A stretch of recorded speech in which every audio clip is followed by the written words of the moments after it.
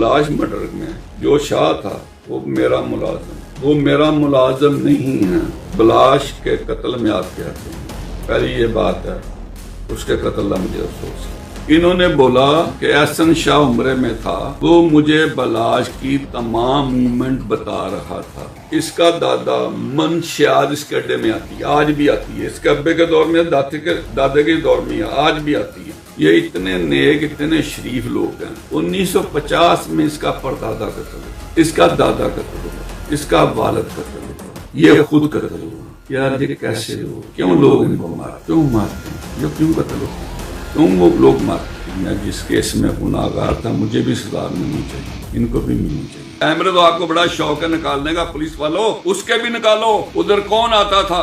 Private room किसने लेकर दिए थे इनको? फ्रूट कौन लेकर आता था? रूम का कमरा फ्रूट के साथ किसने भरा होता था? वो भी निकालें, फिर फैसला आप करें। कि बाप को मेरा मरवाने में हाथ था तो उसको बेटे को मेरा बचाने में हाथ नहीं होना चाहिए। बलाश मर्डर में जो शाह था वो मेरा मुलाजिम नहीं है। वो सबके घर में जाता, इनके घर में भी गया। जो इन्होंने किया था ना, वो वक्त बताएगा। मालशी था, सभी का था, मेरा मुलाजिम नहीं था। बलाश के कत्ल में आप क्या कहते हैं? पहली ये बात है, उसके कत्ल का मुझे अफसोस है। इससे ज्यादा मैं क्या आपसे बात, मुझे अफसोस है। नाम ये मेरा ले रहा, टीपू मर्डर में, टीपू के अटैक में, बलाश के मर्डर में। मैं बयान या अपनी स्टेटमेंट इंशाल्लाह जल्दी आगे पुलिस को दूंगा। तो जो फैसला कर रहे हैं, मैं गुनाहगार हूँ, ठीक है, बेगुनाह था। जो बलाश का दोस्त है एहसन शाह, इन्होंने बोला कि एहसन शाह उम्रे में था, वो मुझे बलाश की तमाम मूवमेंट बता रहा था। उसने जैकेट ब्लोड पहनी कि नहीं पहनी, वो असला बड़ा है उसके पास, वेपन के नहीं है, और वो कहाँ तक निकला, कब इस जगह पे पहुंच गया, आगे पहुंच गया, वो पुलिस के पास है ना। मैं आपको कह रहा हूँ, एहसन शाह के साथ मेरी उम्र के दरमियान कोई बात, सलाम दुआ भी नहीं हुई, बात भी कोई नहीं हुई। इसका दादा मंशियात इसके अड्डे में आती है, आज भी आती है। इसके अब्बे के दौर में, दादे के दौर में, आज भी आती है। इसका कजन बासत इसके घर के साथ ही रहता।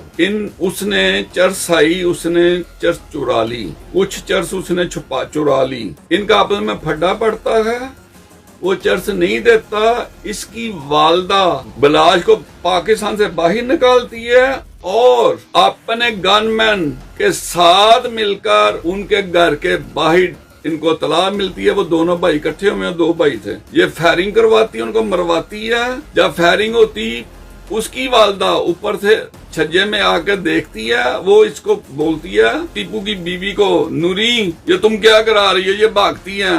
एक भाई मर्डर हो जाता है, एक भाई जख्मी होता है। उसमें इसकी माँ का कत्ल का पर्चा होगा। ये इतने नेक, इतने शरीफ लोग हैं। 1950 में इसका परदादा कत्ल हुआ, इसका दादा कत्ल हुआ, इसका वालिद कत्ल हुआ, ये खुद कत्ल हुआ। यार ये कैसे लोग, क्यों लोग इनको क्यों मारते हैं? ये क्यों कत्ल होते हैं?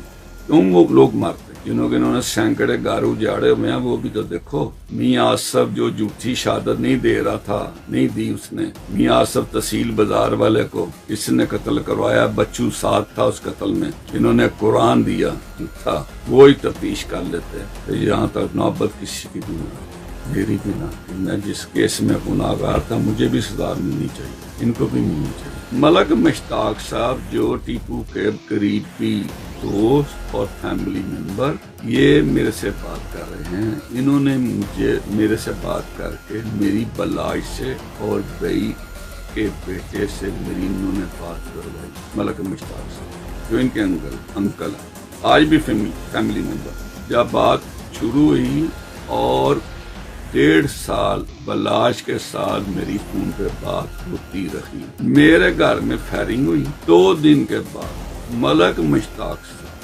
तशरीफ लाए। उन्होंने मुझे बोला, भट्ट साहब बलाश ने मुझे कुरान पाक दिया है कि इस केस का मुझे पता नहीं है, तो ये वीडियो पे आपको भी कुरान देना चाहता है, आप इसका वीडियो पे कुरान ले लें। मैंने बोला, मलक मुश्ताक साहब अभी कुछ दिन ठहर जाएं, मुझे खुद नहीं समझ आ रही है मेरे साथ हुआ क्या। कुछ दिन गुजरते हैं, 2 या 3 दिन गुजरते हैं। बिल्ला, अकबर बिल्ला DSP रिटायर, जिसके बेटे की शादी थी जिसपे ये बलाश हलाक हुआ, इसका बेटा ड्राइविंग कर रहा था फायरिंग के दरमियान। कुरान क्या था, वो ड्राइविंग कर रहा था। बिल्ले अकबर साहब ने तीक संधू साहब DSP रिटायर हैं, उनसे राब्ता किया, उनको बोला कि तीही भट्ट से मेरे बेटे को माफी दिला दो, मेरे बेटे को ये नशे में लेकर आया, वो गाड़ी चला। तीक साहब उसको लेकर CC भी हमारे उनके पास ले जाते हैं, बनिया मीन अवैस के पास वो लेकर जाते हैं। वो जाके तीक साहब उन्हें मिलाते हैं, उनके बताते हैं कि जनाब ये लड़का ड्राइविंग कर रहा था, बिल्ला अकबर DSP का बेटा है, ये ड्राइविंग कर रहा था, इसके वाले ने मुझे बात बताई है, इसके वाले ने मुझे साथ भेजा है, ये आपके साथ बयान आपको बता रहा हूँ सारी बात। अमीन अवैस साहब ने सारी बात सुनी, इधर से वो बात कर रहा लड़का,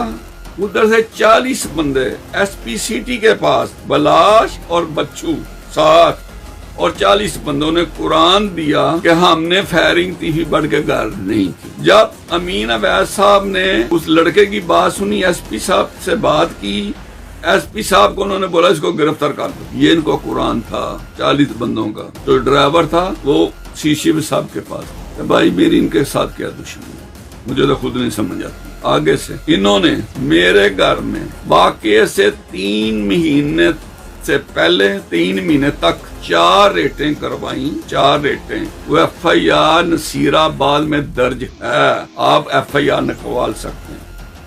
क्या मैं बता लेता हूँ, क्या मैं मंशियात बेचता हूँ, क्या मैं जुआ कराता हूँ? क्यों रेटें की पुलिस ने? वो इसलिए कि ये तीही बाट पुलिस के साथ अड़ेगा, इसका पुलिस मुकाबला करेंगे हम। जो पहली रेट थी नसीराबाद में, तफ्तीशी SHO लगवाया जाता है, जो DIG का मंजूर नजर था, जो आज ऑपरेशन में लगे हुए हैं नकवी, उनका मंजूर नजर था। वो जो कसूर में कब्जा लेने के चक्कर में उसने बंदे मारे, उसको भी फायर लगे, वो जनरल हॉस्पिटल में एडमिट हो गया। उसके लगने से ये 5 दिन बाद की बात है, जब मेरे घर रेड हुई पुलिस मुकाबला बनाने की, मुझे मारना था पुलिस मुकाबला। वो जनरल हॉस्पिटल रहा, वो हॉस्पिटल में आप तहकीकात करें, उस दौर के कैमरे निकालें। कैमरे तो आपको बड़ा शौक है निकालने का पुलिस वालों, उसके भी निकालो। उधर कौन आता था, प्राइवेट रूम किसने लेकर दिए थे इनको, फ्रूट कौन लेकर आता था, रूम का कमरा फ्रूट के साथ किसने भरा होता था, वो भी निकालें, फिर फैसला आप करें कि हकीकत क्या है। प्लीज, आप पुलिस हैं, वो मेरी भी हैं, किसी सब की हैं। मेरा भी आपको तफज करना चाहिए, दूसरों का भी करना चाहिए। मैं गलत हूँ, मुझे गलत आपको कहना चाहिए, मुझे सदा देनी चाहिए आपको। दूसरों को भी आप पार्टी ना बने, जो आप कर रहे हैं, जो आपने किया, लड़ाई सिर्फ आपकी वजह से हुई, जो हो रहा ना सिर्फ आपकी वजह। तबाही हमारे घरों की पुलिस की वजह, स्टार्ट से ये पुलिस ने हमारा तमाशा देखा। या मेरी तो लड़ाई उनके साथ कोई नहीं, मेरा मसला कोई नहीं, मेरी कोई कारोबार उनके साथ नहीं, मेरा कोई लेना देना नहीं। कोई बोलता मैंने कब्जा किया हुआ था, उसने कब्जा किया था बिल्ले ने, मुझे हमारा झगड़ा हो गया। और मेरी कोई बात ही कोई, मेरा कोई मसला ही कोई नहीं, मेरे उनके साथ कोई जान पहचान भी नहीं, कोई दोस्ती नहीं, कोई सलाम दुआ भी नहीं थी। तो पुलिस वालों ने कैसी गेमें खेल के हमें यहाँ तक पहुंचा। मेरी इनके साथ कोई दुश्मनी नहीं थी, ना है, ना मैं समझता हूँ। ये जो बात कर रहे हैं ना कि बिल्ला ट्रक्का वाला मर्डर होता है, क्यों होता है? टीपू ट्रक्का वाला, बिल्ले ट्रक्का वाले ने अपने बंदे थे इनके, जिसका नाम नीफा भी था, बाबा भी था, बोला सुनियारा भी था, माइयों गुज्जर भी था, और भी काफी थे। इन्होंने उनसे बंदे मरवाते थे। इन्होंने अकबरी मंडी में बंदे मरवाए, जिसका नाम मीरुद्दीन था, एक गुज्जर बरादरी का था, एक और कोई था। बिल्ले ट्रक्के वाले को कलियार साहब ने गिरफ्तार कर लिया, DSP कलियार साहब थे, उन्होंने गिरफ्तार किया। बिल्ले ट्रक्का वाले ने अपनी सफाई कुरान पाक पे 500 बंदे के करीब दी। उन्होंने बिल्ले को और बिल्ले के बेटे को, टीपू को, उन्होंने क्लियर कर दिया। नीफा बाबा ये दूसरे सियालकोट के जो थे, मफरूर इश्तियारी उजरती कातल थे, जो इनके परवर थे, जो इन्होंने पाले हुए थे, उनकी दुश्मनी इनके साथ पड़ जाती। ये बिल्ला ट्रक्का वाला शेख सदीक, जो मैंने बात सुनी हुई है, शेख सदीक DSP सी थे। बिल्ले ट्रक्का वाले ने उनकी वालदा, बहने, बहू उठाकर शेख सदीक के पास बैठकर उनको कटवाया था। सुबह बिल्ला ट्रक्का वाला कत्ल हो जाता। उस कत्ल में मेरा नाम भी नहीं था पर्चे में, मेरा जिक्र भी नहीं था, ना मेरा कोई तल्लक था। उसके बाद हनीफा बाबा मुझे दुबई में 97 में मिलते हैं। मलक हसान मुझे मिलाता है इनके साथ। मलक हसान के वो साथी थे, वो मुझे मिलाता है, मेरी मुलाकात उनके साथ होती है, मैं बातें को सुनता हूँ। वो पाकिस्तान वापस आ जाते हैं। जब पाकिस्तान वापस आते हैं ना, बिल्ला ट्रकों वाले के कत्ल के बाद वो गालबन तकरीबन 94 में मर्डर हुआ था। ये 97 की बात है। मेरी इनसे मुलाकात होती है, पाकिस्तान वापस आती हैं। एक बंदा मुझे एक दिन फोन करके कह रहा है कि भाट साहब ये आज टीपू को कत्ल कर रहे हैं। टीपू की वालदा मजंग हॉस्पिटल में एडमिट है। हॉस्पिटल का मुझे अब नाम याद नहीं है, वो मजंग हॉस्पिटल में एडमिट है। उधर ये आज इन्होंने टीपू पे अटैक करना है। मेरा टीपू के साथ वास्ता नहीं था कोई। अहमद चद्दर साहब जो टीपू के अंकल थे, बिल्ले ट्रका वाले के भाई बने हुए थे, तलक था उनका, तलक था। मेरा भी उनका सलाम दुआ था। मैंने अहमद चद्दर साहब को फोन किया कि आज टीपू ने हॉस्पिटल मजंग जाना है अपनी वालदा की खबर लेने के लिए। उनकी तबीयत ठीक नहीं है, इसको बचा लें, इसको उधर आज ना जाने। उन्होंने चद्दर साहब ने टीपू को बोला, टीपू को रोक दिया कि तुम्हें आज अपनी वालदा की खबर लेने मजंग हॉस्पिटल में नहीं जाना। भाई मुझे ये बताएं, मैं टीपू के वाले में कत्ल में था, जब मेरा हाथ था, नाम तो मेरा पर्चे में नहीं था, हाथ था, तो मुझे टीपू को बचाने की क्या जरूरत थी? उसका बेटा था ना, तो मैं तो नहीं मार रहा था। मारते इसके दुश्मन है जिनसे ये बंदे मरवाते थे, मारते वो। के बाप को मेरा मरवाने में हाथ था तो उसको बेटे को मेरा बचाने में हाथ नहीं होना चाहिए। ये सिक्स सेंस भी कहती हैं, अक्ल भी है, लेकिन नहीं था। होता मैं कहता हूँ। एंड में मैं बात कर रहा हूँ इस वाक्य के बाद, जो मेरे घर को इसने खुदेर दिया ना, और लूटा, डकैती की है, वो जेवर और पैसा मैंने रिकवर करना इंशाल्लाह ताला। मैं अपने वजीर आला बीबी मरियम और वजीर आजम शहबाज शरीफ साहब को दरख्वास्त करता हूँ, ये मेरी रिकवरी कराएं।